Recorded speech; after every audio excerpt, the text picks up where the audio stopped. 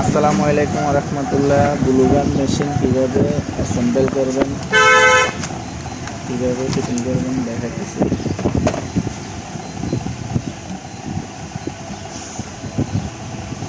এবার এগুলো নষ্ট হলে ঠিক করি, বুঝছেন? নষ্ট হলে সার্ভিস করি। ভাই লোহাটা এটা কে লিখা?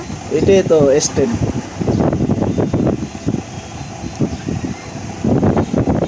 এটা স্ট্যান্ডটা পালাই,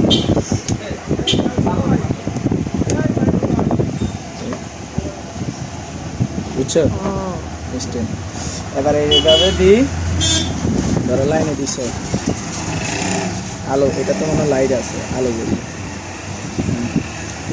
এই জ্বলতেছে। এবারে গাম দিলা, গাম দিবার পরে গাম আস্তে আস্তে একটু ঘুরে ঘুরে লাগাইবে। ধরো কাজ করছো যে এইভাবে টিপবে না, টিপলে জিনিসটা তো সামনে যাইতে থাকবে।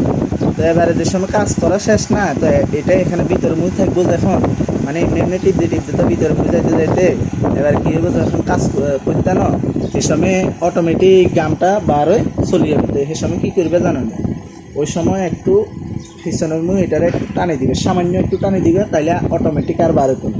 এটা যদি কয়েলের লগে মেশিনের লগে এটা বাজা থাকে, তো মেশিনটাও গরম হইব, গরম হলে এটাও আস্তে আস্তে বলি সামনে দিয়ে বারে শেষ হয়ে যাবে। এটা বুঝছো কি? এই এটা করবে। আর আমরা এখন আমি চেক করে দিতেছি। আর এটা বেশি প্রেশার দিও না, মানে বেশি অতিরিক্ত চাপ দিলে, বেশি চাপ দিলে ভাঙে যায়, কথা বুঝছো? আবার ভাঙে গেলে পরবর্তীতে ভাইয়া যেরকম দেখো না, ভাইয়াটা এরকম এরকম করে ইয়া করে এরকম করে করবে।